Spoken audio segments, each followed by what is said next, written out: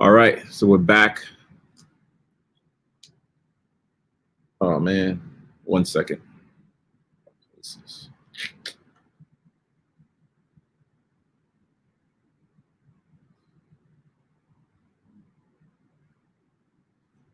Back on live. Just give me 1 second here.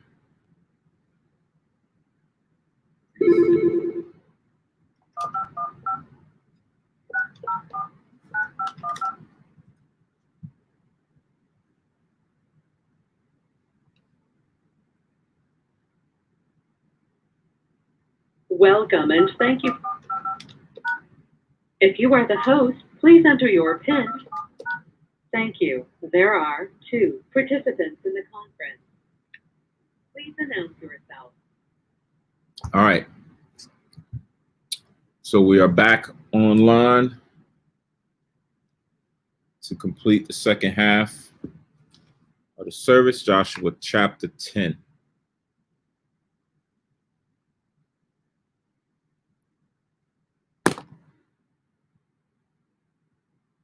All right. Wait a few minutes, see if the link went out to the rest of the brothers and sisters.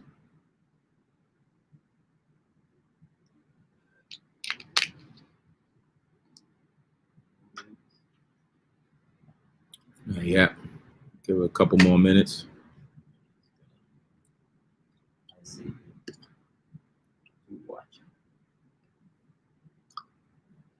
That's you. That's on the YouTube.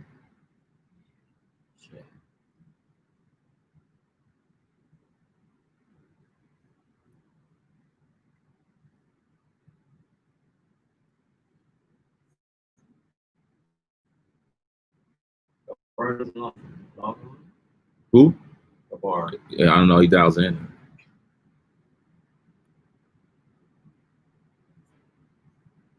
This guy still got people testing positive.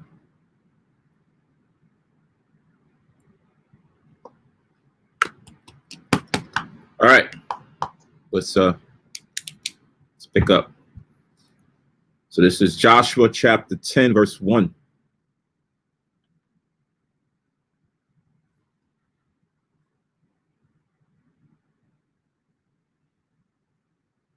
So it reads, it says, now it came to pass when Adonizedek, king of Jerusalem, had heard how Joshua had taken Ai and had utterly destroyed it, as he had done to Jericho and her king, so he had done to Ai and her king. And now the inhabitants of Gibeon had made peace with Israel and were among them, right? So now when he starts to understand what's going on around him, you got kings falling, you got other great cities greater than the one that you're dwelling in, making league with the children of Israel. He started to get concerned, right? It's like, you know what? Something's not right here. It says that they fear greatly because Gibeon was a great city as one of the royal cities, and because it was greater than Ai, and all the men thereof were mighty. So when you compare your city to another city, and this city of Gibeon was one that had a lot of royalty in it, had a lot of mighty warriors in it. And to see them lay down their swords and offer up peace to Joshua and the children of Israel startled this king, right? Now, you know, the Bible tells you in Deuteronomy chapter 2,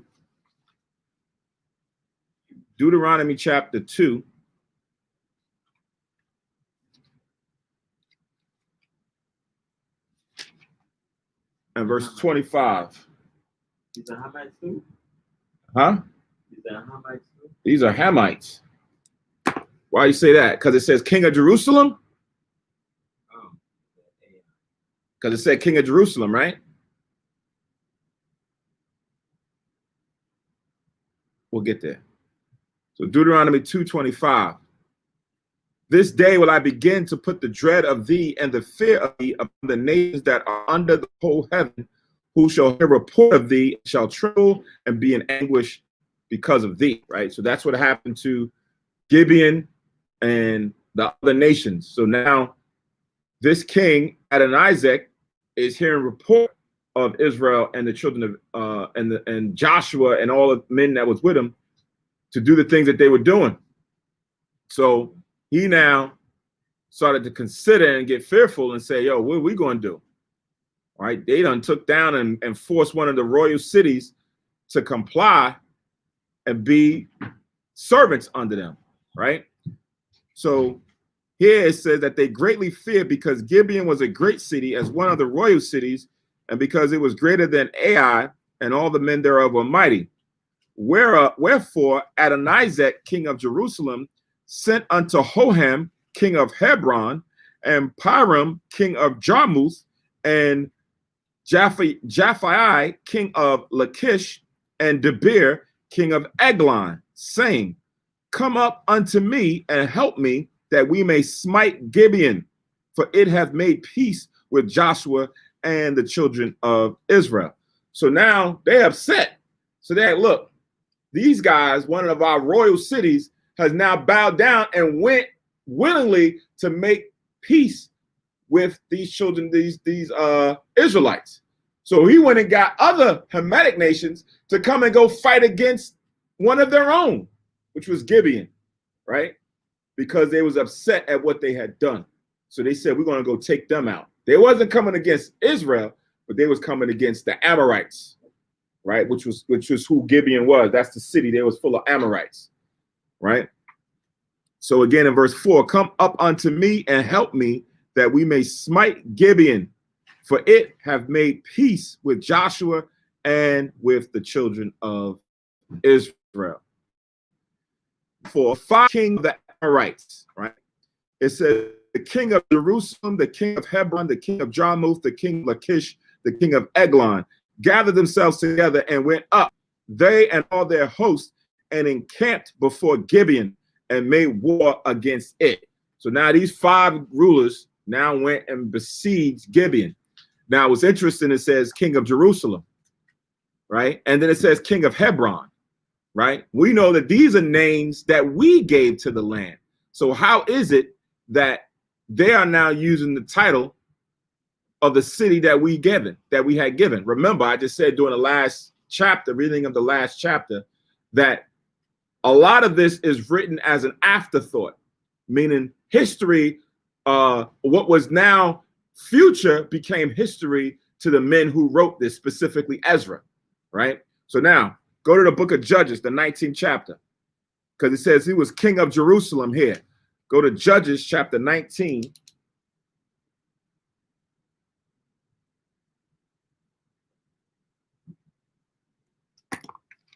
Judges chapter 19 and verse 10.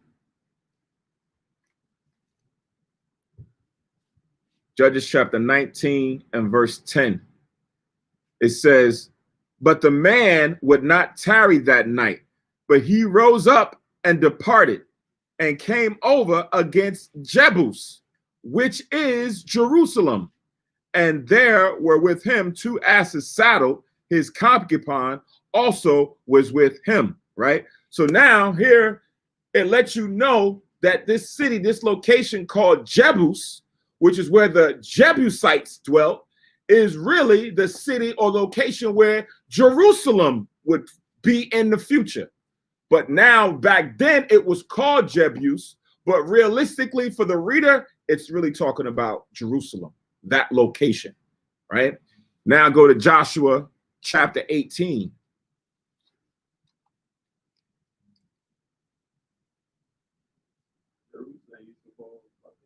Jebus.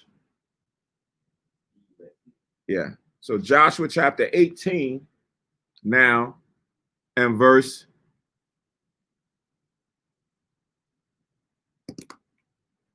'Give me 1 second. Sure I got the right one.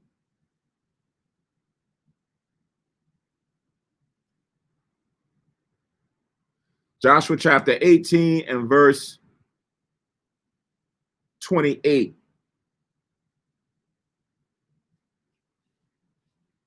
So Joshua chapter 18, verse 28, it says, and Zelah and Eleph and Jebusai, which is Jerusalem, Gibeath and Kirjath, 14 cities with their villages. This is the inheritance of the children of Benjamin according to their families. So when you look at the map and you read about Jerusalem and where Benjamin would dwell, they would dwell where all of this is now being called their old names, and they renamed them and gave them new names, right? During the time of our rulership. So Jebusai, because of the cities, the multiple cities that was there, it really was Jerusalem, right? So now, What you just read a while ago? that was Joshua chapter 18, verse 28. Now, the city Jebus or Jebusai is where the Jebusites, the Hamitic nations, dwelt before we went and conquered them. These are one of the nations, the Hamitic nations, the Lord said that we were supposed to utterly destroy. So now go to 1 Chronicles. 1 Chronicles chapter 11.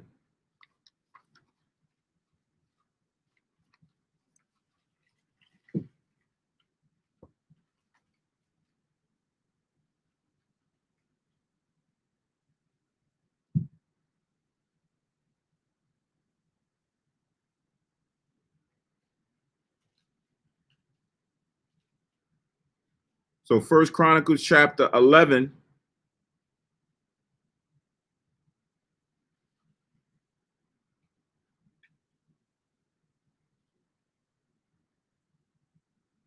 And 4.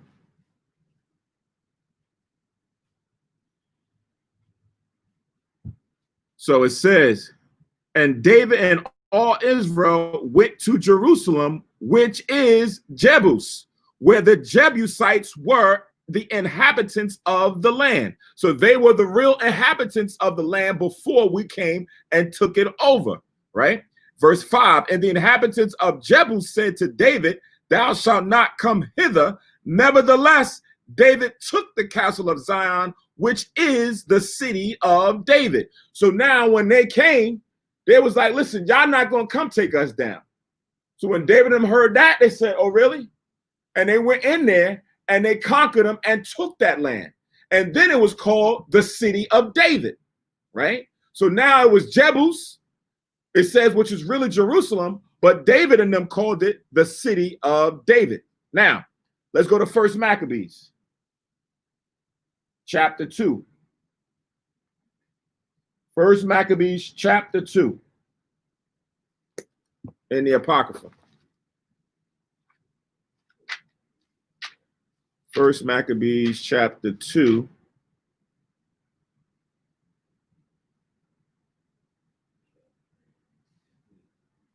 And I'm going to read from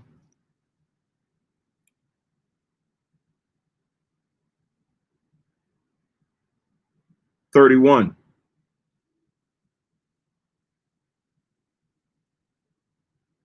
So it says, now when it was told the king's servants and the host that was at Jerusalem in the city of David, that certain men who had broken the king's commandment were going down into the secret places in the wilderness, right? So we still see that Jerusalem is attached to the city of David. It's in the city of David, right? Or they're synonymous in the same location, right? Which is really Jebus or Jebusai, which is where the original Hamitic nation, the people, the Jebusites, were the inhabitants of that land. So as we're reading now in Joshua, the 10th chapter, and it says the king of Jerusalem now thought to go and conspire and get allies to come and fight against Gibeon, is not really the king of Jerusalem. It's just the king of that location at that time, because it was really Jebus or Jebusai was the name of that area. But this is hindsight and retrospect, right? So now just showing you the history of how that name took on or transformed to what it is now. Now, it also said the king of Hebron, right? Hebron wasn't named Hebron. It wasn't that before Israel took it over. We now still see the city called Jerusalem and Hebron today. Now go to Joshua chapter 14.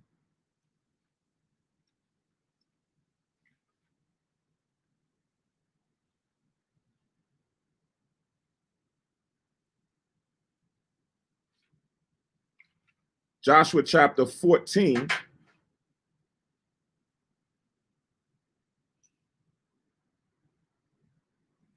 And I'm going to read from verse 13.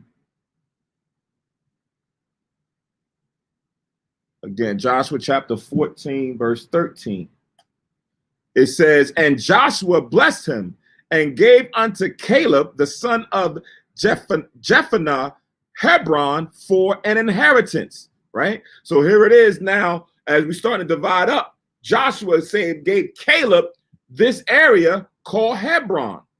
Hebron, therefore, became the inheritance of Caleb, the son of Jephunneh, the Kenizzite, unto this day, because that he wholly followed the Lord God of Israel. Now let's find out about this Hebron.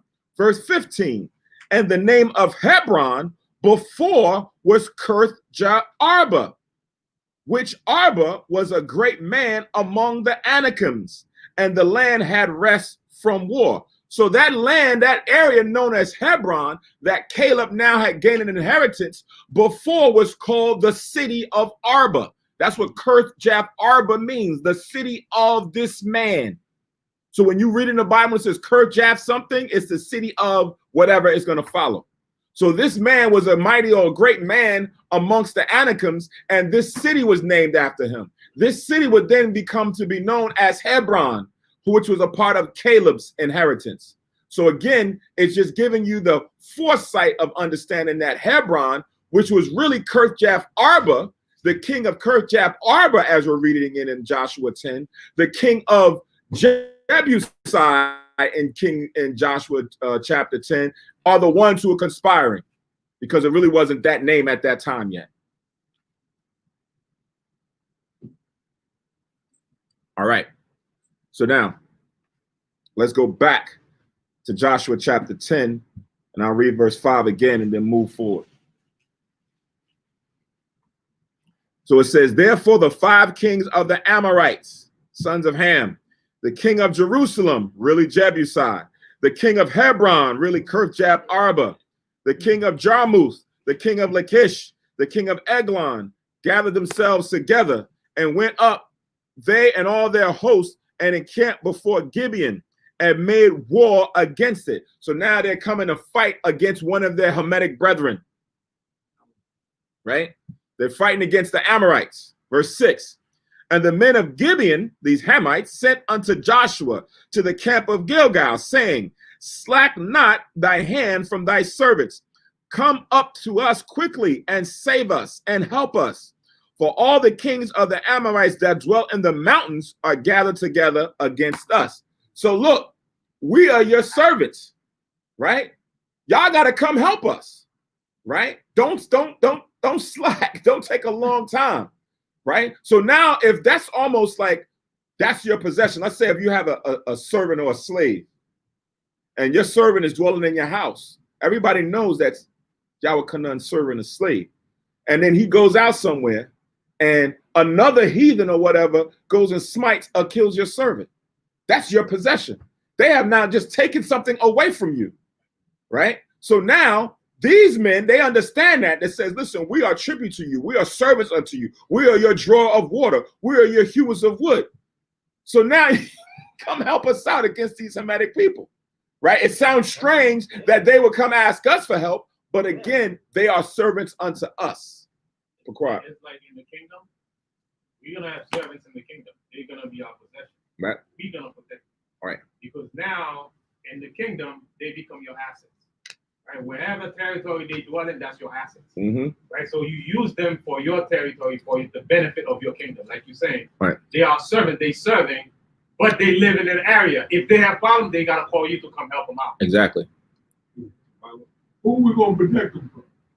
Huh? I'm talking about now. You talking about what we're reading here? I'm talking not in the In kingdom. the kingdom. No, I'm not talking about it. I'm talking about a kingdom. In the kingdom, right? I'm not talking about the kingdom that we're gonna be in, right? Mm-hmm. I'm talking about the king, because what Joshua is doing right now is like take over territory, like king does, right? But in that territory, you have allies or you have people that's like Kahan is bringing out. They're your servants. Each territory, let's say they're in New Jersey, But New Jersey is your territory because you're the king. Right. New York is your territory, it's the king. But you have servants and people dwell there. If they are out, they gotta call you to go and help them out. So that's pretty much what's going on there. But it sound like you said in the kingdom. Not in our kingdom. And I'm like, we need protection in the kingdom. Right, not in our kingdom. I'm talking about, as far as establishing kingdom. Right, I understand, but I misunderstood you. A question, Samad, is this the same situation in Genesis 14th chapter, 7th verse? Is this the same situation that you were just talking about? Because it mentioned Amalekites, and they hadn't come on the scene yet.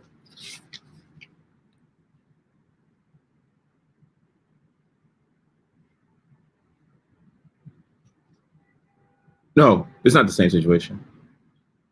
Well, the white people didn't come on the scene yet, so why they talking about them out? And the white people is the Jewish people, the only Jews. Right, but I'm trying to understand the correlation of that with what we're reading in Genesis 10. I mean Joshua 10. Well, you said it was called by their old names. The country was called by their old names. So how could they be called by their old names if the Amalekites weren't even born? But you're talking about something different from what we're reading in Joshua to what was going on in Genesis, right? Man, it's totally different, but I'm talking about going by a country's name. Like you said, the name that they're going by in Joshua was really Jerusalem. Right. It was called Jebusite. Right. Then. Right. Here, I'm just saying that they used the word Amalekite, and they hadn't been born yet. So how are they using their name? Right. We'll get into that in the class because that's a different topic. That's a different topic. That's what I'm trying. I don't want to go into a whole nother different thing dealing with Amalek, different from this here. All right. So now going back to Joshua chapter 10, and we read 6 and then move forward. And the men of Gibeon sent unto Joshua to the camp of Gilgal, saying, slack not thy hand from thy servants. Come up to us quickly and save us and help us. For all the kings of the Amorites that dwell in the mountains are gathered together against us. So Joshua ascended from Gilgal, he and all the people of war with him, and all the mighty men of valor. And the Lord said unto Joshua, fear them not, for I have delivered them into thine hand. There shall not a man of them stand before thee. So now, if you pay attention, right, what just happened, right? So what just happened between verse 6 and verse 7? Or verse 6 and verse 8? From what we read in verse 6 to what we ended off at 8. What just took place? What's a series of events? They asked for help and then we went out. That's it? But Lord, first they asked for help, and then we asked about the Lord, and the Lord told us, go ahead and help us. There you go. Right? Because that was one of the problems that we just had in the previous chapter. We didn't come and consult with the Most High on decision making. So here it is. These Gibeonites is asking for our help. And Joshua was like, all right, cool. But first, let me go find out from the Most High if this is going to be well with us or not, if we should go up or not. And the Lord said, yeah, y'all go fight. Matter of fact, none of them is going to be able to stand before you. If the Most High would have said, no, none of y'all going to go up and help those Gibeonites, the Gibeonites would have been on their own. They would have been mad at us, but we don't care. Most High told us not to go. Y'all can on. Yeah, Genesis 14:14. Genesis 14:14. And when Abraham heard that his brother was taken captive, he armed his trained servants, born in his own house, 318, and pursued them unto Dan. So that was his brother, who would be like a Hebrew too. Huh? No, when Abraham heard that his brother, he went and used his trained servants, and he went and pursued them. That was Lot. His brother was Lot. Yeah, that was really his nephew. But, right. We all brothers. Right. Exactly. We all Hebrews. Right. It sounded as you were saying that the Gibeonites were like Hebrews. Right. That's what it sounded like. You was about to say, huh? What? But I'm saying, yeah, a lot of the different nations That was still his brother, but he was like the father of the Ammonites and the Moabites. But that was of his kindred. Ammon and Moab, I mean, Lot is still of his lineage because that's his brother's son, right? They both got the same father, right? So that's his kindred. That's his direct kinfolk there that he went to go help. In this case, this is the heathen who are our possession. So when you possess something, it's yours. You want to protect your possession. So this is what that was. They're now protecting their property, their possession, to go say, okay, fine, we're gonna fight. And just to make sure everything is cool, we're gonna ask the Most High if we're gonna go fight. If we're gonna lose any man, if how things gonna go, don't worry about it. Y'all gonna win this, right? So now back in Joshua chapter 10, verse 9, it says, Joshua therefore came unto them suddenly and went up from Gilgal all night. So once he got that confirmation, they was gone. They was out, right? Because Gibeon said, listen, don't slack, man. Y'all got to come hurry up. We got all of them coming against us, right? Verse 10, and the Lord discomfited them before Israel and slew them with a great slaughter at Gibeon and chased them along the way that goeth up to Beth Horon and smote them to Azekah and unto Mekkedah, right? So now as Joshua and the men is going to go and fight, who else comes and helps? The Most High, right? The Most High now sends angels to come help Joshua and them fight against these other Hamitic people. Verse 11, and it came to pass as they fled from before Israel, so now as the fight is getting thick, they are retreating and were in the going down to Beth Horon. And the Lord cast down great stones from heaven upon them unto Azekah, and they died. There were more which died with hailstones than they whom the children of Israel slew with the sword, right? So now once they realized that they're not going to win this war, they are turned tail and retreated. But now that wasn't it. They wasn't just going to escape and live and fight to live another day. The Most High said, no, I'm going to come help in this case, and I'm gonna rain down hailstones from heaven. You read about sometimes the hailstones that come down. You know, hell is like big things of ice when it comes down from the atmosphere. The Most High can have the hailstones come down in fire and boom, boom, like he did during the times of the Egyptians, right? Come down and start destroying them. And you know, the men is out there fighting and slicing and dicing.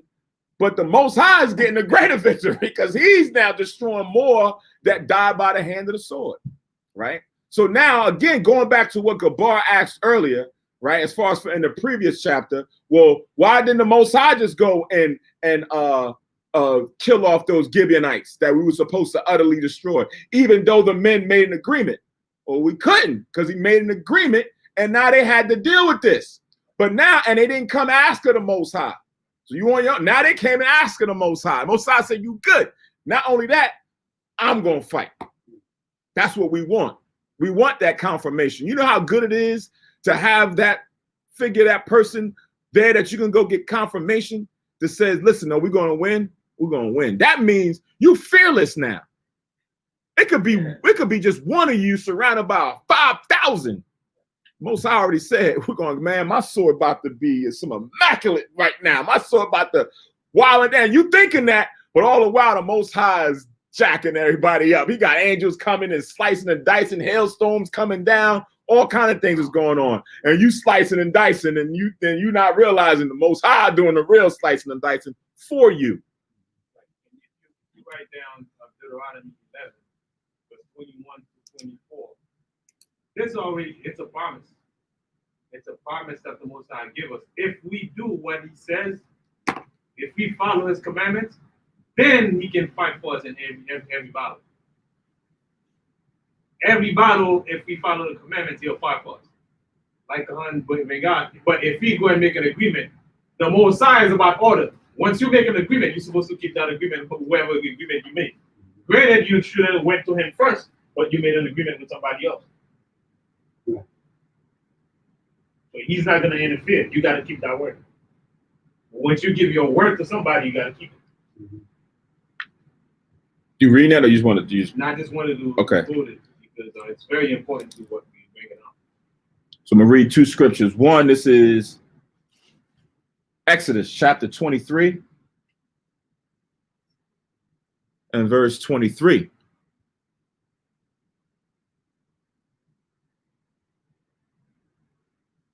Actually, I'm going to start at 21. 22. Exodus chapter 23, verse 22.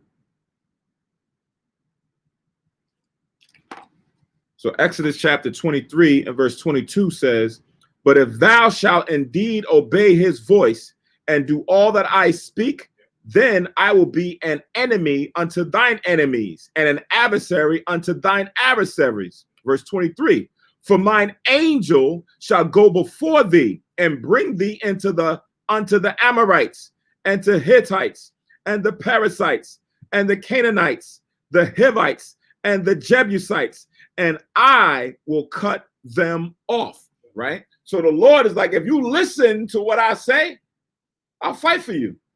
My angel, with a capital A, my angel is going to go before you, and he will fight. Right. Because what happened at this point,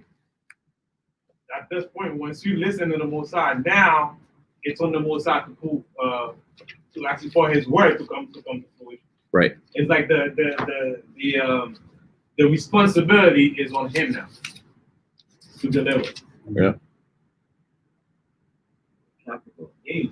Mm-hmm. So this is, go to the book of Ezekiel.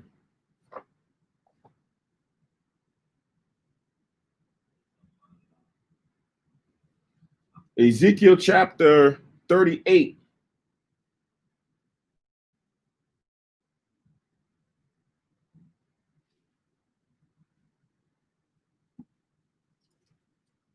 And verse 22.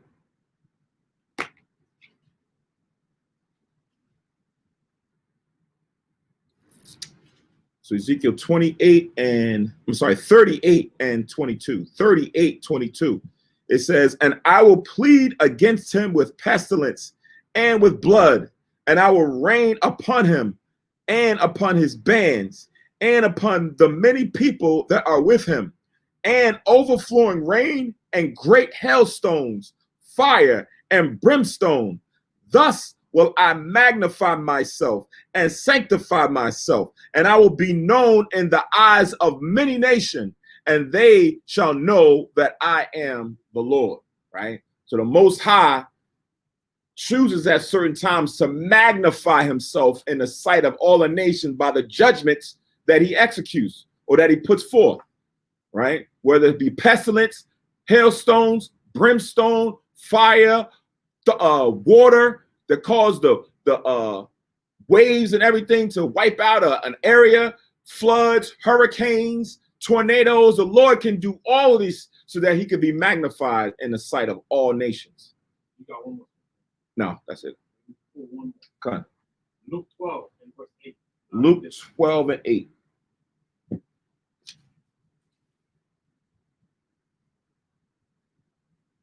And it reads, also I say unto you, whosoever shall confess me before men, him shall the Son of Man also confess before the angel of the Most High.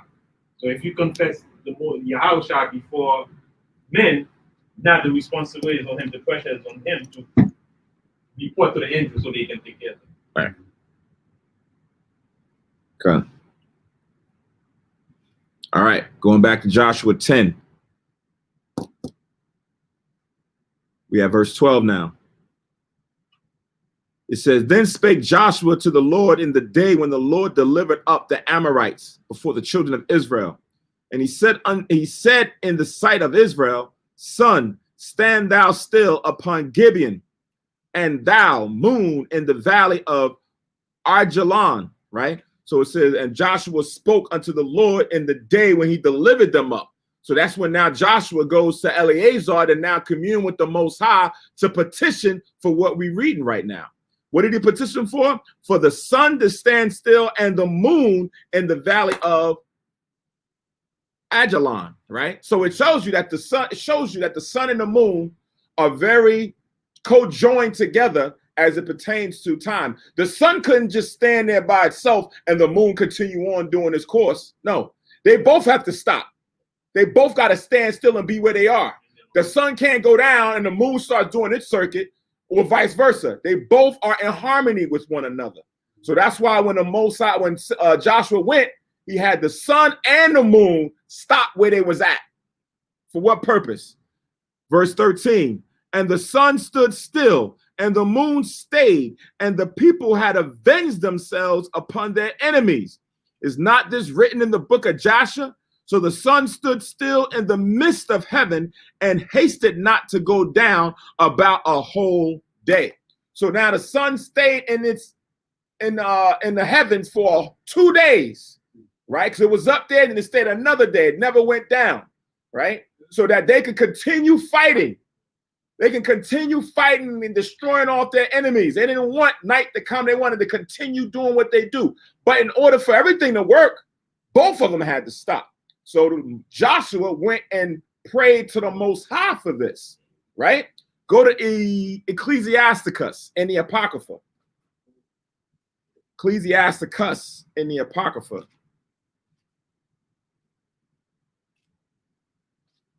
Chapter 46.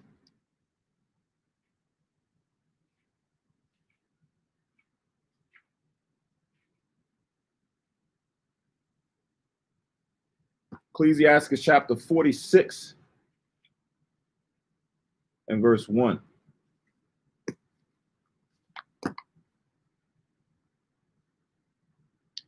It says, Jesus, the son of Neva, which is really Joshua, right? That this is talking about, because remember, Joshua, Jesus, both mean savior. Yahushua, that's what they mean. So this is what this was referring to. Was valiant in the wars, and was the successor of Moses in prophecies, who according to his name was made great for the saving of the elect of God, showing you that the word Joshua, because here it says Jesus, but the successor to Moses was Joshua. And his name means what? Savior, right? It tells you that right here. Who according to his name was made great for the saving of the elect of God, and taking vengeance of the enemies that rose up against them, that he might set Israel in their inheritance, giving them the land of Canaan that was promised to Abraham. Verse 2, how great glory gat he when he did lift up his hands and stretched out his sword against the cities to go and smite and fight.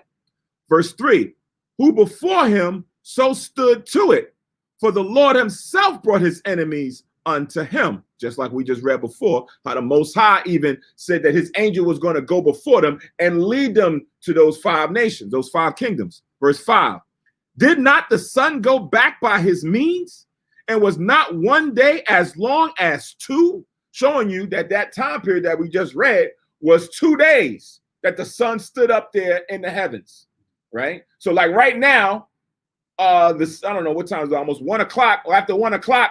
And if they out there fighting Most High, pray to the Most High, please don't let the sun go down. So now we know up here in the Northeast, the sun goes down about 4 something, 4:30, 4:45, 4:50, somewhere around there. The sun stayed where it was at. So about 12 o'clock at night, the sun is still there. There's no night because the sun is still up in the heavens. The moon is still in the valley. It did not change its circuit yet, because the Most High adhered or heard the petition of Joshua to let everything stay where it was. So 2 days now, that sun stood where it was at. And then it went and continued on in the circuit of the going down of the sun, and then the moon comes up and lights the night, right? So I'm gonna read it again, verse 4. Did not the sun go back by his means, and was not one day as long as 2? He called upon the Most High Lord when the enemies pressed upon him on every side, and the great Lord heard him. And with hailstones of mighty power, he made the battle to fall violently upon the nations. And in the descent of Beth-horon, he destroyed them that resisted, that the nations might know all their strength, because he fought in the sight of the Lord, and he followed the mighty one, right? So now the mighty one, remember it said the mighty one. Before we read, it says in Exodus 23, the angel of the Lord shall go before you. Here it says the mighty one, right? Now letting you know that that the Lord did send an angel who was in the midst of the camp as Israel went place to place, here to here, to conquer these nations. And that angel was there to help them fight and destroy and to kill, right? All right, so that's it on that. Habakkuk. Or Habakkuk. Chapter 3.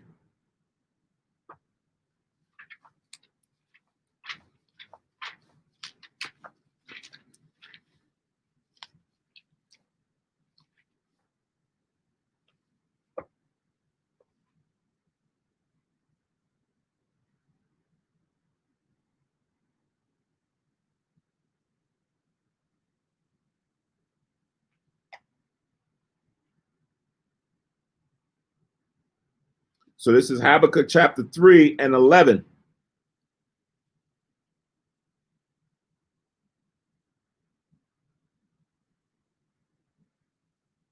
It says, the sun and moon stood still in their habitation. At the light of thine arrows they went, and at the shining of thy glittering spear. Thou didst march through the land in indignation. Thou didst stretch the heathen in anger. Thou wentest forth for the salvation of thy people, even for the salvation of thine anointed. Thou woundest the head of the house of the wicked by discovering the foundation unto the neck, right? So it's showing you that the Most High caused this to happen, and he himself fought for the nation of Israel, for the elect, for the anointed, right? This is what we call the testimonies of the Most High. They testified of the Most High and the things that he has done, right? So that's Habakkuk. So the first Ecclesiasticus chapter 46, and I read all the way down to 6, 1 to 6, and then Habakkuk chapter 3. Let's see where I stopped at. Habakkuk chapter 3, and I read from 11 to 13. All right. So now let's go back to Joshua chapter 10, and we have verse 13. And it says, and the sun stood still, and the moon stayed, and the people had avenged themselves upon their enemies.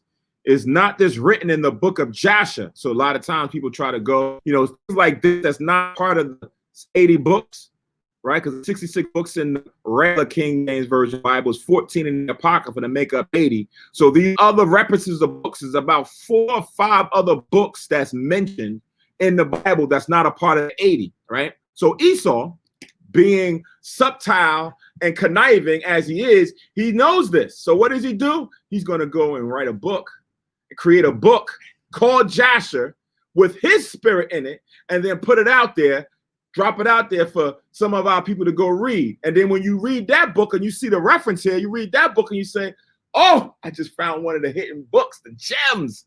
And now that goes against what you read in the Bible, because everything from Genesis to Revelation to what's in the Apocrypha, all is harmoniously coinciding together. Nothing steps over another, contradicts. It's all in harmony. But then you go to these other books and you say, hold on, what is this talking about? The wording, then it ain't even got the same vibration in it, and it's contradicting what it's saying here. But most people are not studious to understand that this is just Esau doing that. We read in Ezra, we read in Daniel's, where there's certain books, there's certain records that the Most High told these men to do what? Hold back. Don't give this out. Keep this away in the tuck. It's not meant for everybody to see these books. It's not meant for everybody to see certain records. This give to the people. This go teach to the people. Certain things got to be held for its time, right? So Esau, like we said, will get these books and go read it, and brothers will come up and be like, yeah, y'all got the Bible, but y'all missing these other books. Ha ha. Ha ha. Right? And then try to now one up you because, they want to always, in their pride, want to seem superior in knowledge and understanding. Also, verse 13, you can write down Exodus 11:7. This solidified. Actually, I'm going to go there. Yeah. I'm going to go there when we get further down. There's the book of Jasher. We just don't know. No one knows. Right. There's other. It's more than just Joshua. Right. It's like I think it's either 4 or 5 that's mentioned. Like I was talking about here. In reference to certain things. I think the book of Joshua also talks about, when you read it in another book, it talks about how in that book it teaches men how to do the to fight with the bow. Like it's still like arts of war in that book, amongst other books as well. It kind of has certain details that's outlined in it. But nobody knows. Right. Because it's not necessary. Right. It's like the Ark of the Covenant is not necessary. It's not it's nobody knows where that's at. Right. Until the time Right. when Israel comes back, then it's going to come back. It's not meant for right now. Later on, we may need it, but not now. Not now. Right. Jeremy, Right. Hold fast. So now verse 14. And there was no day like that before it or after it, that the Lord hearkened unto the voice of a man, for the Lord fought for Israel. Right. So there was no day like that where the Most High heard the petition of a man to stop the sun and the moon in its circuit. That never happened prior to it, never happened after it. Right. And he did that for one of his anointed. Right. Not just for any nation that can go and just pray to the Most High. No. It happens for his anointed that we just read in Ecclesiasticus. He goes back to him keeping the law, right? And then go back and learn from his mistake, and then keep moving forward and getting better. Like he didn't do that, consult the Most High first. Right. He learned from his mistake, and then boom, he keep moving on, getting better. Right. That's why we always talk about, you got a lot of righteous men when you read the Bible. Joshua, Moses, David, Abraham, right? There's a lot of righteous men in the Bible, but they were not without flaw. They were not without sin, right? Joshua, who was one of the people who lived in Egypt in the captivity, one of only 2, him and Caleb, through the mercy of the Most High, to enter into the promised land. Everybody else didn't get that because the Lord said, we just read, it says, Caleb holily with his heart followed the Most High. Now, one would say holily means perfect. He never sinned. No, it doesn't talk about, it's not meant that he was without sin. It's that mean he had a righteous heart. He wasn't rebellious. He wasn't doubtful, right? He didn't succumb or allow sin or lust to rule him like the others did. Joshua and Caleb were different in the Most High's eyes, so he showed favor and mercy unto them. One comment on that also. Like when we do right, according to the commandments, it's like you have right to go and ask for things. Right. It's like it's a right. I mean, as an Israelite, we do right by the commandments. It's like it's your right to get what's rightfully yours according to the Most High. That's a prayer answer. Huh? I had a prayer answer this week. Same day. 2 Kings 20 and 10. I'll ask you later on after this. About the sun going 10 degrees or whatever. Okay.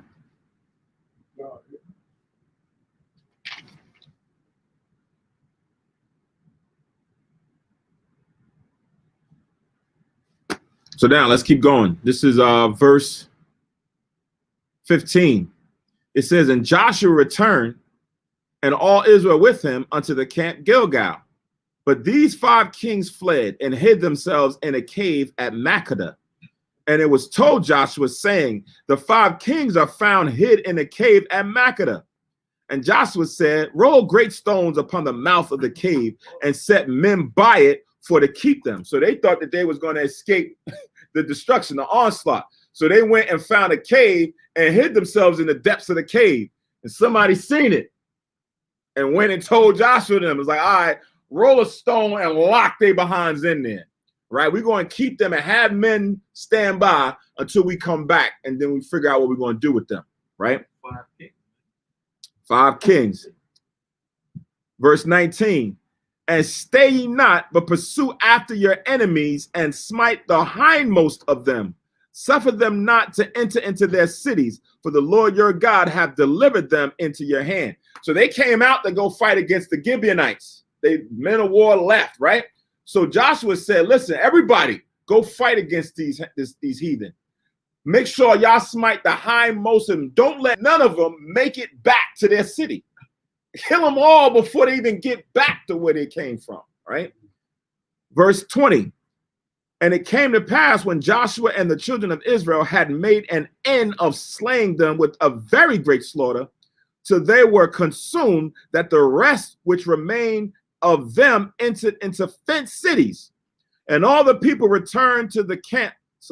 All the people returned to the camp to Joshua at Makkedah in peace. None moved his tongue against any of the children of Israel. Right? So now, during that time, the Most High was with Joshua. Right? They all fled. These heathens, they were smitten down and fled into these fenced cities. Nobody else came to buck up against Israel at that time of these kingdoms that they went and slaughtered. So it says here in verse 21 again, and all the people returned to the camp to Joshua at Makkedah in peace. No problems. Nobody was threatening. None moved his tongue against the children of Israel. Right? So now, when you read it in Exodus 11:7, this is where this comes from. Exodus chapter 11, verse 7. It's going to use different wording. Yahweh Kanan, read that, Baba Kushah.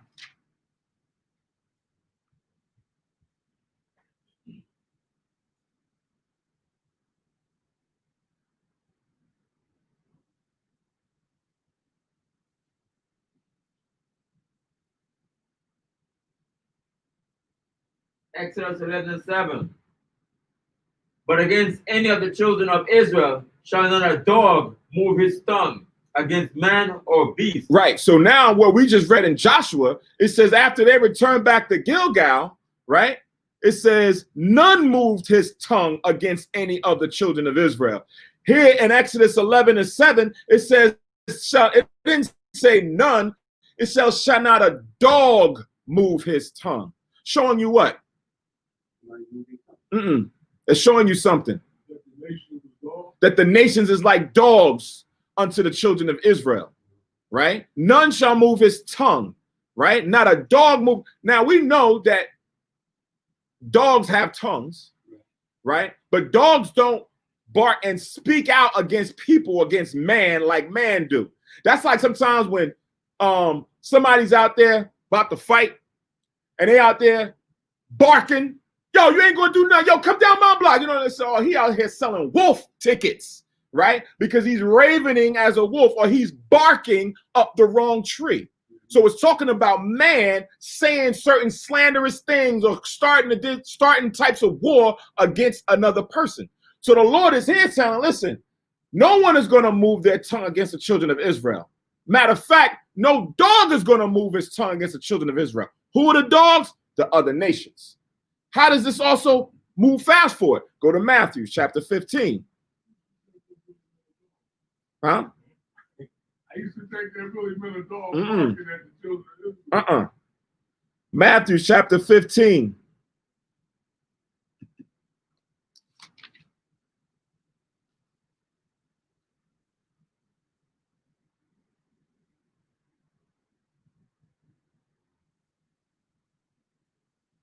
Matthew 15 and verse 26.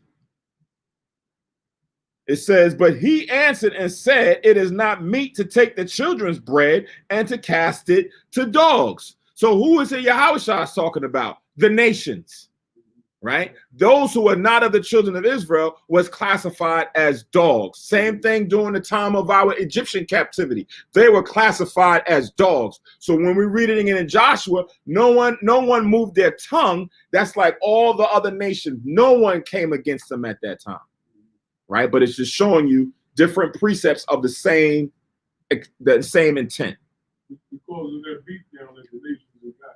Say again? Because of the beatdown that they just did, all the nations, everybody was afraid after that last beatdown. Right. Right.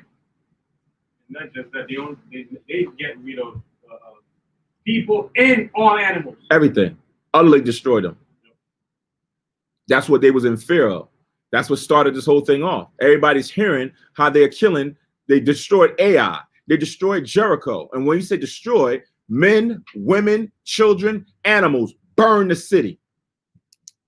Right? That's what the Lord was doing under the hand of Joshua. So when they're hearing this, imagine you living in Philly and the good old boys the good old boys that they got out here now, once they said Trump lose, they're going to go and start wilding out, right? So now let's just say the tables was turned to that point. We were still in the real depths of our captivity. And the good old boys started going from Atlanta, destroying all Israelites and wiping them out, killing men, women, children. Then they go to Chicago, kill them all. Then they go to New York, kill them all. Then they go to Miami, kill them all. And they say, all right, now we coming to Philly. Brothers is going to be fearful. Like, yo, I know them brothers out there in Chicago, they be wilding out. I know the brothers in New York. I know them in Miami. Damn, they done wiped them all out. So you're going to be fearful because you're going to think that judgment is going to come upon you. We probably would have done the same thing and said, listen, you, and you. Listen, y'all need to go ahead as ambassadors for us and say, we ain't got no problems. We don't want no problem. We waving the white flag. We're going to be servants unto you so that we don't die. Because what y'all doing is nothing we can do to stop it, right? Y'all killing the rest of our people. So that's what was going on. At the time when Joshua did that, they realized, listen, him and their God, nothing can stop them. We got to be subtle. We got to say, we from a whole nother land coming to acts of peace. So they ain't got to worry about us so that we don't all die. So that fear and that dread that was now just based on rumor, man, that was a heavy thing. And the funny thing is, these five kings that came against Gibeon, they didn't come against Israel. They came against Gibeon, which was their own brethren. They was mad at them. They wasn't pumped up with, real valor that they was going to go and fight against Israel. Nah, we ain't going to fight against them. We're going to go fight against Gibeon and take them down for making peace with them. But then it still came that Israel came and took them out, right? By the hand of the Most High. Verse 22, the water. Then said Joshua, open the mouth of the cave and bring out those 5 kings unto me out of the cave. So after they didn't went and destroyed and killed off these men, now they come back to Gilgal or come back to Makkedah. They said, all right, roll back the stone. Go find them in that cave. Go bring their behinds out here, right? Verse 28, and they did so and brought forth those 5 kings unto him out of the caves. The king of Jerusalem, the king of Hebron, the king of Jarmuth, the king of Lachish, and the king of Eglon. And it came to pass when they brought out those kings unto Joshua, that Joshua called for all the men of Israel, right? So now that they got them all standing in front of Joshua, hey, go get the brothers, man. Go get the brothers. Go get the men of war, right? It says, and said unto the captains of the men of war, which went with him, listen, all you captains, step forward. Each and every one of you captains that's amongst the order, y'all step forward. It says, come near, put your feet upon the necks of these kings. And they came near and put their feet upon the necks of them, right? So now it's like, listen, man, get y'all behinds on the ground. They grab them up and throw them down on the doggone ground, right? And they probably willingly went down, laid down on the ground. Listen, Captain Amaziah, put your neck on his king. Captain such and such, put your foot on his neck. Captain such and such, and they putting their foot on their neck. You know how brothers is when like brothers be at camp and Esau bend down and they kiss their foot. Everybody be all charged up when that happened. They're like, nah, all right, now you gotta kiss his boot. Now you gotta kiss his boot. Now you gotta kiss his boot. Everybody getting their boot kissed out here by Esau. So now it charge you up because at one point we was the ones that servants and they were the ones on top of horses. Like what is it in Solomon said in Ecclesiastes, I've seen servants upon horses and princes, right? Now here in the servitude position. So now we are still somewhat in that spirit. But now when the Most High changes it, and now here are you, the quote-unquote servant, and your possessor now bend down to you, now the wrong turns right. And you get charged up. So now imagine you back then, each captain coming up. Take my picture. The next one come up. Take my picture. Right? Because now it's a great thing, especially this was during wartime. Right? So every captain came up and did that to the kings of these nations.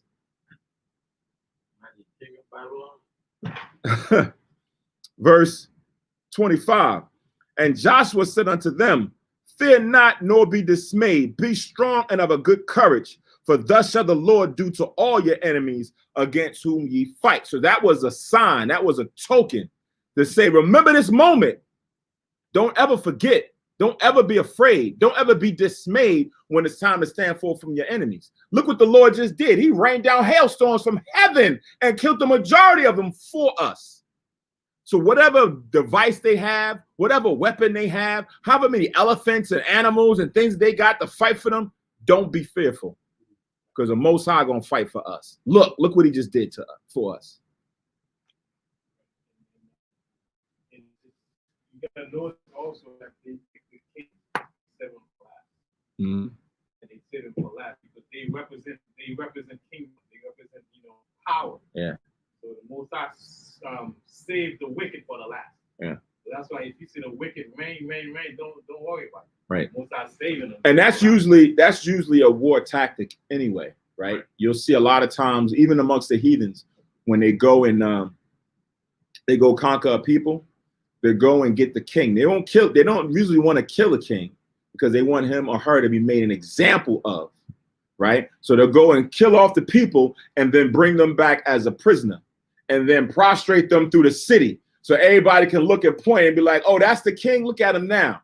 We got the king in chains, and people be spitting on him and slapping him and throwing stuff on him. And he there hitting it and everything else. And he be like, yeah, look what we can do when the Most High is with us. So that's the purpose or the point of doing that. And not just Israel, but a lot of nations have done that throughout their different conquests.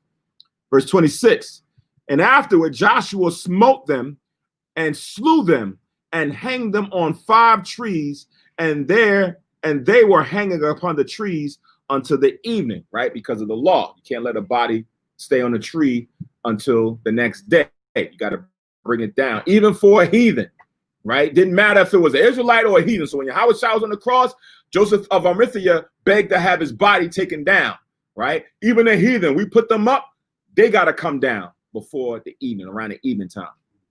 Verse 27, and it came to pass at the time of the going down of the sun that Joshua commanded, and they took them down off the trees and cast them into the cave wherein they had been hid, and laid great stones in the cave's mouth, which remain unto this very day, right? So this is where archaeology and geography comes in, right? For those people who read the Bible for that purpose. They'll read this and they'll go and look, and they're doing a lot of excavations, and they come into a mountain and they see a mountain that has a stone there, and they're able to say, oh, this stone is like an entrance to the cave. And they remove the cave, and they found 5 bodies or bones in the cave, right? Then if they're smart and if they're biblical, then they can go back and say, oh, this was supposed to be done in the city of Mecca, in the land of Israel, around the area of Gilgal, when they did this. So now they'll start doing the geography and seeing the location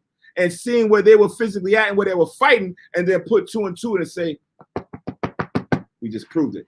There it is right there. Right? Right. And they'll go take they'll either close it off and keep that information hidden, like Abar just said. Don't tell nobody. Right? Because certain things like this will do what? Validate the Bible.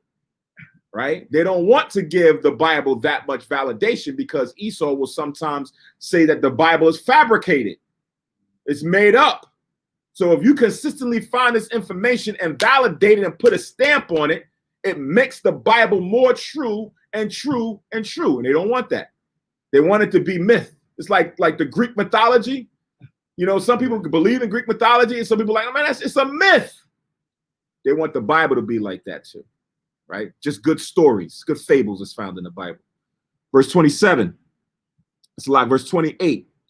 And that day Joshua took Mecca and smote it with the edge of the sword, and the king thereof he utterly destroyed, them and all the souls that were therein. He let none remain, and he did to the king of Mecca as he had done unto the king, or did unto the king of Jericho. Right? So they continue. They didn't stop. They continue to go in, utterly take out these Amoritic nations, right? And kill them, everything that was in it. Verse 29, then Joshua passed from Mecca and all Israel with him unto Libnah, and fought against Libnah. And the Lord delivered it also, and the king thereof, into the hand of Israel.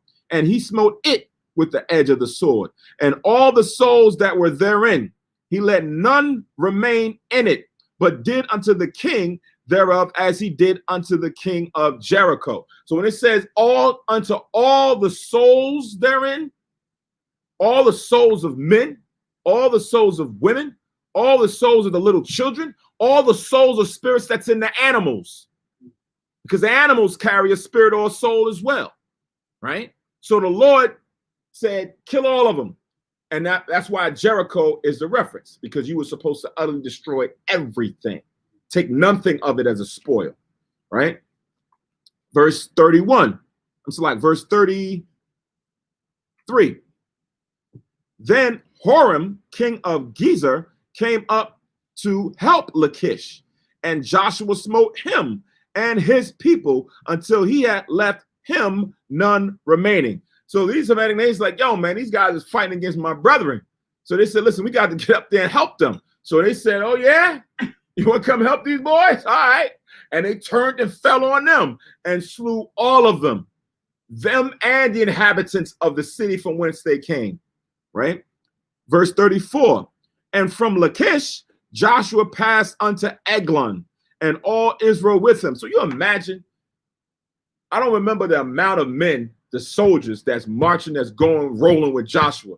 You go from one city to another city, to another city, to another city. You just going and you just killing everything. None of the men is with you dying. Nobody's dying. Everybody that's with them dying, right? So you'll be there, kill them all, probably rest a day or two, and you go to the next city, kill them all, rest like a day or two, go to the next city, kill them all. Imagine that. What mind state, how, sometimes some people is bloodthirsty. They like to fight. Like they like war, right? You got some people like who are in the military, like when they come home, they can't deal with this. They can't function in normal society. They got to go back out there when they're on a swivel and they got their machine gun in their hand and they're looking at the quote unquote enemy and they're ready to shoot to kill at a bet, right? Some people, that's their thing. That's how they want to be, right? Others don't care for that, right? And the Most High understands that. That's why he put it in the law. A man is afraid, I don't want to go to war, don't send him to war. Send his behind back, let him go back home, right? But those who is fearless, let them go forth. Use your hand up, quiet. Verse 35. And they took it on that day and smote it with the edge of the sword. And all the souls that were therein he utterly destroyed that day, according to all that he had done in Lachish. And Joshua went up from Eglon, and all Israel with him, unto Hebron, and they fought against it. Now remember, Hebron is really Kirjath Arba, right? The land of the giants, the Anakims, right? By a great man or the ruler of that city who was called Arba. That's where they at now. Verse 37. And they took it and smote it with the edge of the sword, and the king thereof, and all the cities thereof, and all the souls that were therein. He left none remaining, according to all that he had done to Eglon, but destroyed it utterly, and all the souls that were therein. So this is kind of like, if you remember Saul, King Saul was supposed to do the same thing. He didn't when he went up against the Amalekites. He left the king of Amalek when the Most High said, no, kill them all. He took some of the cattle when the Most High said, no, kill them all. The cattle, how you going to, and Samuel was like, what is this bleeding that I hear in my ears? The cattle back, that, bah, bah. What is that? I ain't supposed to be hearing none of that. Where'd that come from? Oh yeah, the people said we should take some of the, what? You mean the Most High said that you're supposed to have killed all that where it stood. It shouldn't be back here, right? Joshua listened to what the Most High said. Every city he went to, he destroyed everything. He took nothing for a spoil, because those were the cities that was near and close to him. You had to destroy everything, unless it would be a snare unto you. You keep the women, then all of a sudden the women start now deceiving you or having you set up different types of gods and different altars and things to your God. And no. Forget all that. Get rid of them all, and you have your own that's dwelling in the city. That's what the Most High wanted. Verse 38. And Joshua returned, and all Israel with him to Debir, and fought against it, and he took it, and the king thereof, and all the cities thereof, and they smote them with the edge of the sword, and utterly destroyed all the souls that were therein. He left none remaining, as he had done to Hebron. So did he to Debir, or so he did to Debir, and to the king thereof, as he had done also to Libnah and to her king. Right? So it's a consistency that Joshua is moving throughout the city. So when we looked at the map earlier, with all those regions that now the 12 tribes had now occupied as an inheritance, there was people that lived there, but it wasn't for them, right? The Most High says all the earth is mine. As the Lord said, all the earth is mine, and to whom he will give it. So they were just temporary inhabitants until the real inhabitants of the land came. And it wasn't one of those things where you knock on somebody's door and you're a victim and you say, listen, you got to get out. You got 30 days to get out. Nah, they didn't do that. The Most High said, you're not going to go and victim. You're going to go kill them. That's the Most High God that most people don't realize is in the Bible. You're going to go kill them. And you're not just going to kill the men of war. You're going to go kill their wives. You ain't just going to kill their wives. You're going to kill their little children, whether they're 6 months old, 2 years old. You're going to kill them all. One would say, what kind of God is that? That's the God of Abraham, Isaac, Jacob that you read in the King James Version Bible. That's the God that you haven't been taught in churches. That's the God that they don't want you to believe. They want you to believe about a God that is a loving of all, a God that would never do this because we're all created equal. God doesn't want war. He doesn't want this. See, that's what you guys want to preach is division. And then when you say, well, read this verse, I don't want to read that. Now they don't want to even physically read what's in the Bible because it's not going to go against their belief. And they don't want to be held accountable for God's word. One scripture, Romans 8 and 31. Romans 8 and 31. And it reads, what shall we then say to these things? If the Most High be for us, who can be against us? 32. He that spared not his own son, but delivered him up for us all. How shall he not with him also really give us all things? Who shall lay anything to the charge of God's elect? So it just showed that if the Most High, spared not his own son, anybody else just get rid of him. Not animals, just get rid of them. Kids, get rid of them. His only begotten son he got rid of, he disposed of just to save his elect. So let alone anything else. But nothing else, there's nothing else the Most High won't give for his elect. Right. Hold on, after Yahweh Kanan, and then So you can imagine the heathen, the nations that are in our land, in Israel right now. mm-hmm. What the Moses is going to do to them? But they're just quiet. What's going to happen when they got to get so-called evicted? They're not going to get evicted. They're going to be destroyed out of that land. Yeah, that day's coming. Yahweh Shah is coming to tell them what you're doing in my house. It's coming from there. It's coming from the east. Yeah. What you doing in my house? You got to get out my house, man. I told you to leave peacefully, but you ain't going to leave. You got to get evicted now. You took my house. You took the name. You know how a house has the name of the person who resides there? You done took my name. Now you took my house, but you took my identity. Yeah, guys, good. Now you got to go. You got to pay for identity theft, all of that, right? All of that. Now you got to pay that crime. Gabar. Now, going back to verse 20 of Joshua 10.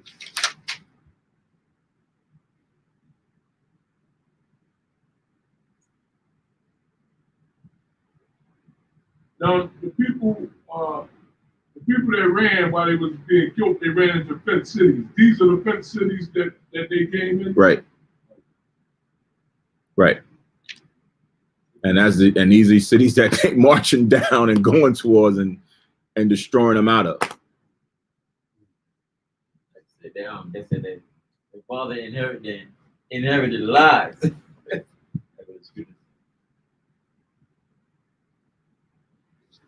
All right, so now let's go back to Joshua 10. We're almost at the end.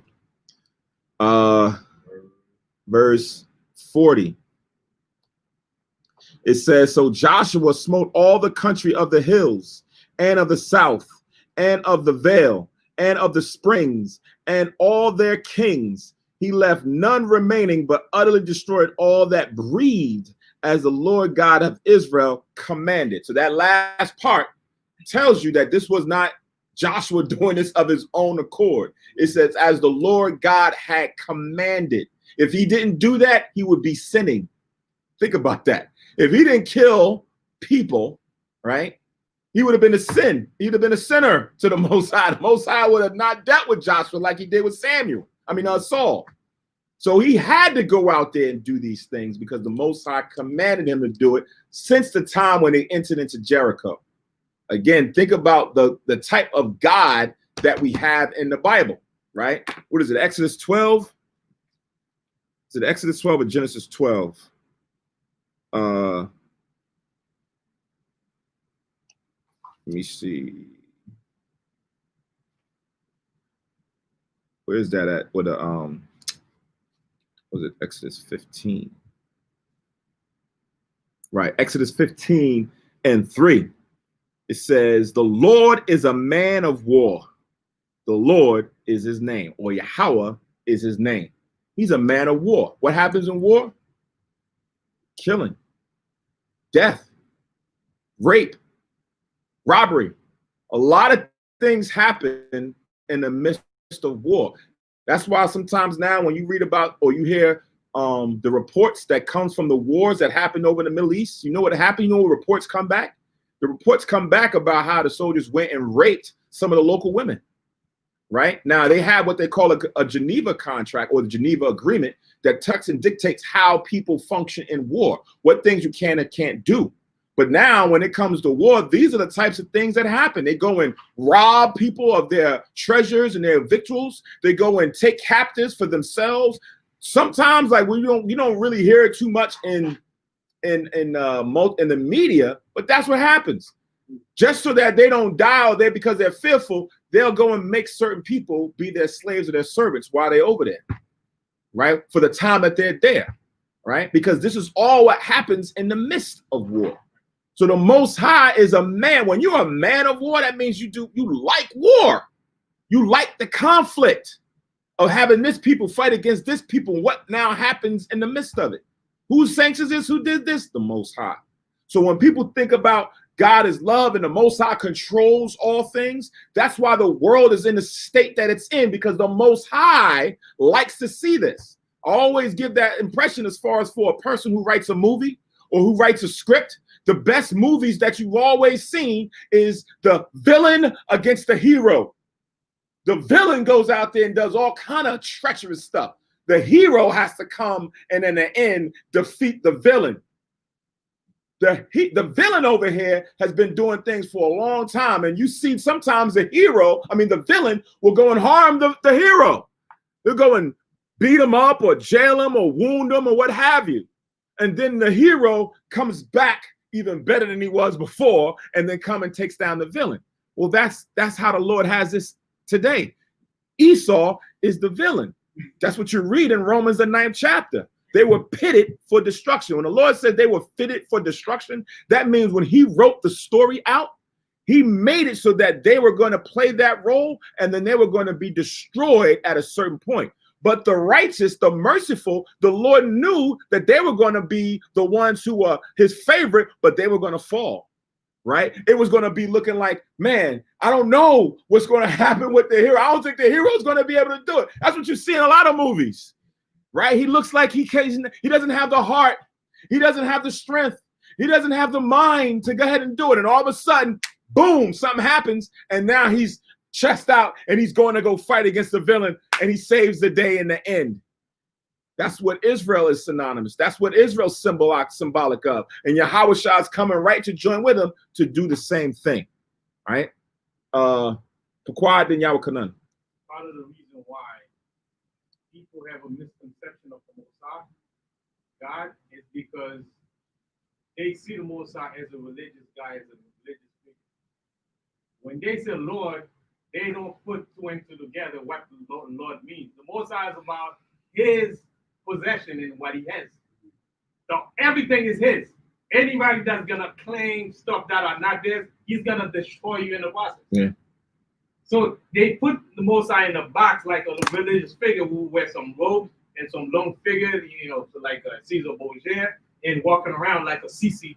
That's the box that they put the Most High in. They don't see the Most High as an owner, as a king who's going after what is he created. Right.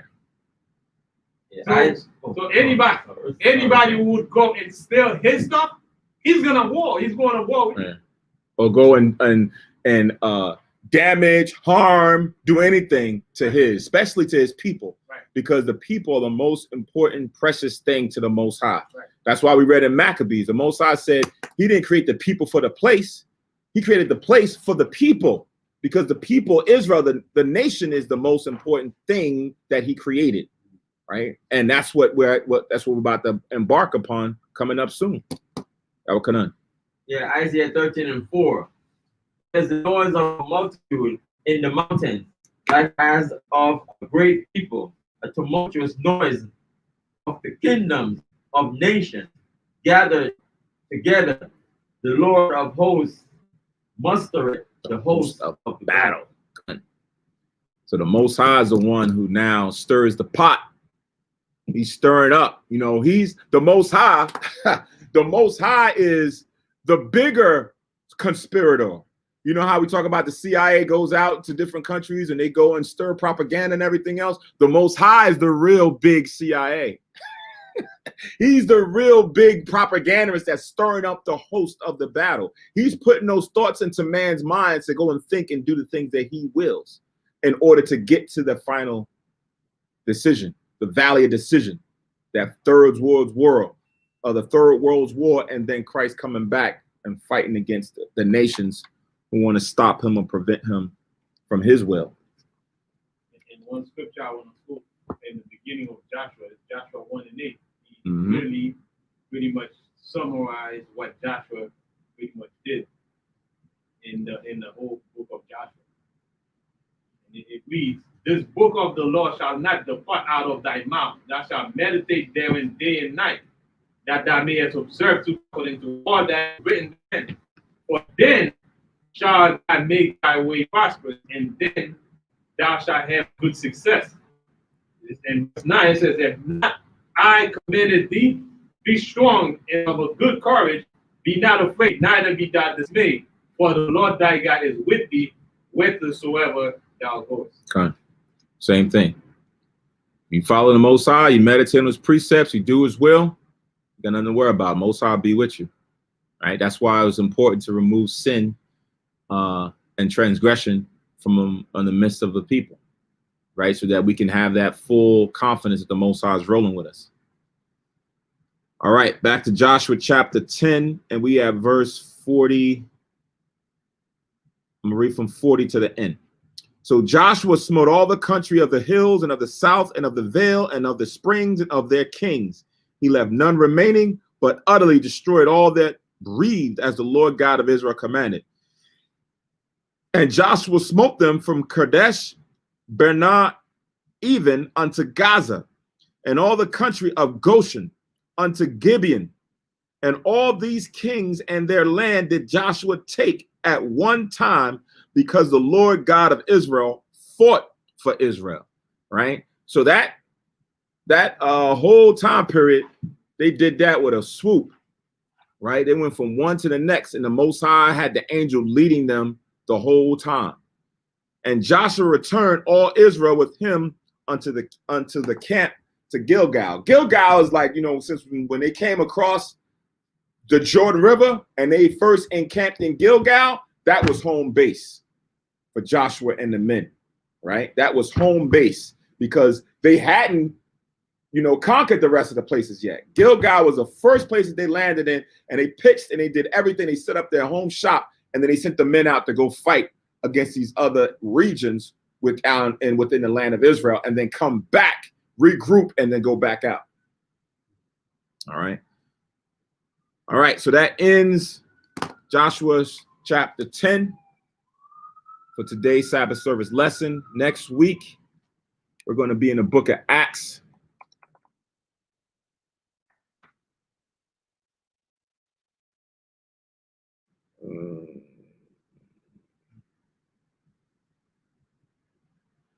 We're going to be in the book of Acts chapter 16 and 17.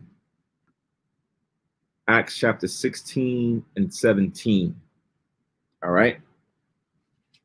So again, that ends today's Sabbath service lesson. So we understand that there has been a confirmation of Joe Biden now being the president of the so-called free world, as they like to say. But again, still with that, Israel, we are still ordained, commanded that we keep the laws of the Most High. That's our main objective, right? That's what we are supposed to be doing. Romans 3 and 31. Romans 3 and 31 says this. Do we then make void the law through faith, right? So, a lot of people have faith or belief in Christ and the Most High. Do we make void the law? Do we cast the law to the side where we don't have to keep dietary, ceremonial days, keep new moons, Passovers, keep moral and civil laws, how we act and conduct ourselves in the sight of the nations, how we act and conduct ourselves morally amongst our brethren? Like, do we cast that all to the side because we just say, hey, I just believe in Christ. Christ is my law now, right? So we ain't got to keep the law no more. It says, God forbid, meaning the Most High is against that. It says, yeah, we established the law, not man's law. We established the Most High's law. So as much as in the past 3 days, 4 days, right, since the election day started with even all the early absentee voting ballots, laws are being changed daily now, right? Since that started, people are voting in new laws. Now, like say, I know in Jersey, marijuana is legal. In one state, heroin is legal.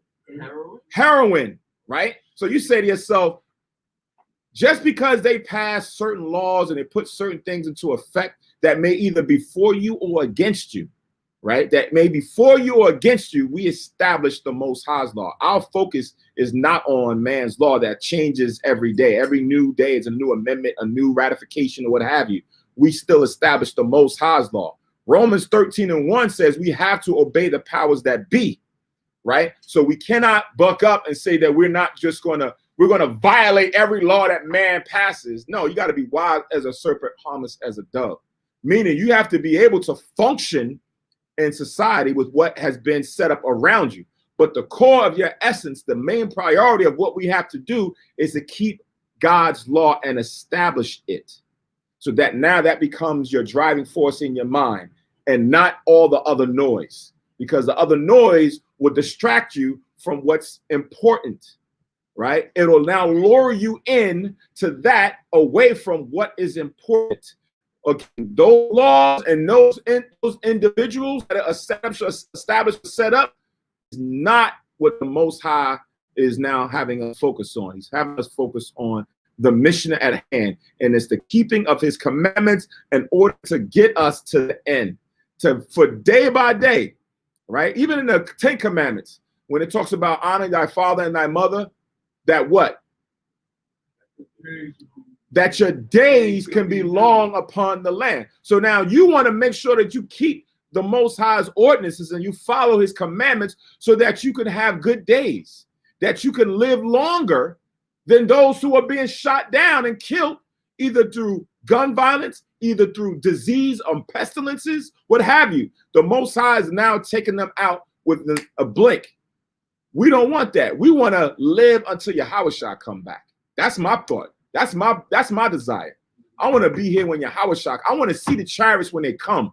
I want to see brothers being lifted up and we coming into the chariot. I want to look at my new body and see my new body, right? I want to realize that my now sin is gone from my brain, like it talks about in 1 Corinthians 15, where I don't think about sin. I want to be there to experience it. But if I do die, guess what? It tells you in Thessalonians that you're still going to come back alive to bear witness, right? So this is what your focus is, like Joshua 1 and 8. This is what you meditate on until the end comes. Make sure you don't get distracted with the noise that's around and get lured in or deceived or beguiled by feigned words that's going to come in the next coming days. We got a lot of constituents who are of our people, right? Who are in positions of authority, whether you're the governor of Atlanta, I forget Sister Abrams down there, or you the mayor of this, the center of that, and people start thinking, yeah, you know what? Maybe this is cool. Maybe we can fix America and do this. Then you're starting to get distracted, right? We got to live. We got to function. You're going to go to work. You're going to raise your kids. You're going to do what you need to do. But do not forget what is at hand. If you forget what is at hand, then you will fall victim to being like the parable of the sower that Yahushua gave in the gospel. You was there for a minute, and then the cares of the world came and choked that seed and took you out. We don't want to be like that, right? Paquad. Like I put it, like live in the world, but not of the world. I mean, the mindset set should not be what's going on in Congress and all that stuff. See what they're doing, but your mind should be focused on the law. For example, like you said, they pass heroin, they make it legal. Marijuana, legal. So you got to see the legislation. If you're not careful, you may say, maybe these things are not too bad.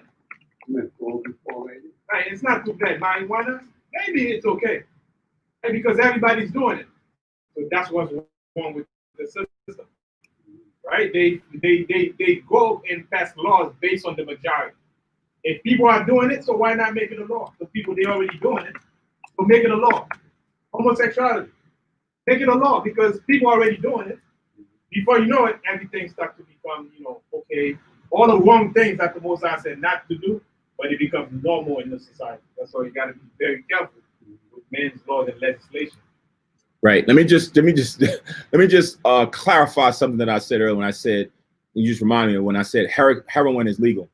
They decriminalized heroin, right? Just like how before they used to decriminalize having marijuana. And then once they decriminalized marijuana, it was like, oh, so I'm not going to get locked up for having a $10 dime bag of heroin on me. Or I ain't going to be locked up for having an ounce of heroin on me. So I could just go out there and smoke weed with this amount. They did the same thing for heroin. So now heroin is now going to be looked at in the same vein as marijuana. It's being decriminalized. So this under the auspices of nonviolent offenders being locked up in jail for crimes that's not harming someone.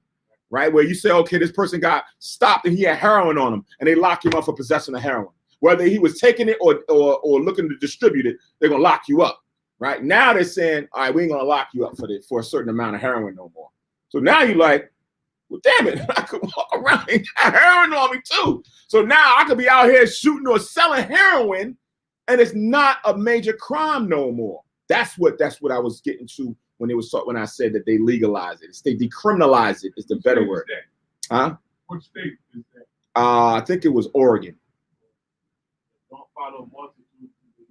Right. Because the law is about the law they pass is conditional, it's situational. Right. So they make it based on the people accepting it, and now they can tax it. So now you know what? It's okay. Right. Exactly. And it what does it say in Proverbs 12:26? The righteous is more excellent than his neighbor, but the way of the wicked seduceth them. That's what this does. It seduces you, right? It's seductive. It's like a woman who walks down a block and she has a chest out, right? It's what's the purpose of that? Most women will do that to seduce or to catch the eye of somebody. They want them to look at their breasts, so they can be like, "Damn." Right? You was thinking, you sometimes would be at camp and a woman walk by and we locked in, all of a sudden his attention get taken away. He looking and he's like, You're like, brother, right here, come back, snap back, right? Because it's meant to allure you to that, right? That's the same thing that happens with some of these laws that's either passed or taken away, is to now seduce you into doing things that you shouldn't be doing. That's the key. All right. So with that, we're going to say Ashar Shabbat, happy Sabbath to the brothers and sisters that's watching on the live stream, listening on the teleconference line. Most High's will you have a safe and blessed Sabbath. Be vigilant, be wise, be careful. I'm not sure what, some of these so-called supporters will be looking to do, if they will be doing anything, but just be wise, right? Don't be, ignorant, meaning not being aware of knowledgeable of what your surroundings are or what you may fall into. So always walk with the Most High and stay prayed up. We want to give all honor and glory to the Most High while Yahweh Shah for the knowledge, wisdom, and understanding that's always being brought forth when we teach any of the Sabbath service lessons, when we teach the classes, we know that it's through the Most High Spirit, the Holy Spirit, that uses us as a vessel to bring forth his knowledge and wisdom. So we're thankful for the Most High. We're thankful for Yahweh Shah and the angels that's encamped and surrounding us to protect us, heal us, and watch over us. Again, so with that, we say Ashar Shabbat, happy Sabbath, and Shalom, Yasha Alo, peace unto the brothers and sisters in Israel. Stay tuned for the closing prayers.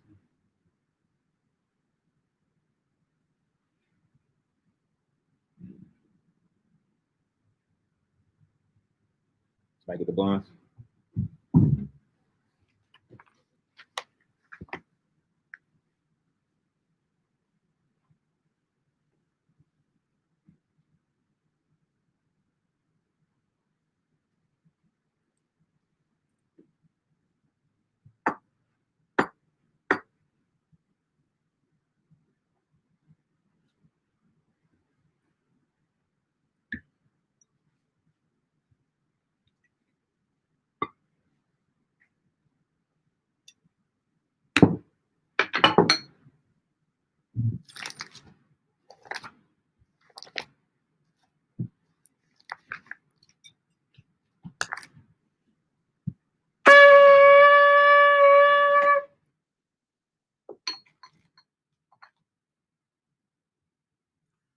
Barakatah Yahweh, Ba'ashem Yahweh Shai, Asheran, Athanawa, Par Yahagapan, Thawada Amun, Wa Yahweh, Ba'ashem Yahweh Shai, Ath Yasha Allah.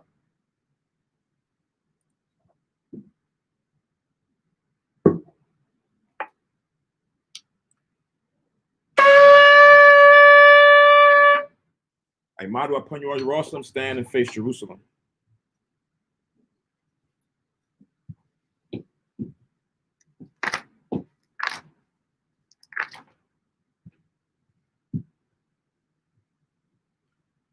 Yahweh, Ba'ashem, Yahweh Shai, Baba Kushai, Shemai, Lanawa, Aitha, Yum Yun, Aitha, Shalat, Mayaka Allah, Waha Allahayim, Tazwadakim, La, Shemal Ayam, Barat, Rapah, Magun, Wahakazayat, Bunya, Yasha Allah, Washalat, Lanawa, Rabiam, Kakama, Rabiam, Da'ai, Rabiam, Bayana, Rabiam, Sabalonwa, Rabiam, Amawan, Rabiam, Aqua, Rabiam, Ahabim, Rabiam, Haganah, Rakanaya, Wasalat, Ko, Kata Ayamnawa, Allah Akin, Wayasha Allah, Thamyad, Wayawalam, Ba'asham, Yahawashai, Thawada, Aman. English translation. Most High, in the name of Christ, please listen to us now, right now. Send Michael and the righteous powers or angels to watch over, bless, heal, protect, and make strong the children of Israel. And send to us much wisdom, much knowledge, much understanding, much patience, much faith, much brotherhood, much love, much spiritual protection. And forgive all our sins for the brothers and sisters in Israel, always and forever. In the name of Christ, thank you, so be it. Four Corners Prayer. Yahweh, Ba'ashem, Yahweh Shai, Barak Nawa, Wayasha Allah, Wabath Yasaparim, Shema, Yasharella, Yahweh, Allah Hayanawa, Yahweh, come. And the translation, Most High, in the name of Christ, bless us and Israel and the house of books and schools. And Deuteronomy 6:4, Hear, O Israel, the Lord our power is one Lord. And also the prayer for the wine that I missed. Most High, in the name of Christ.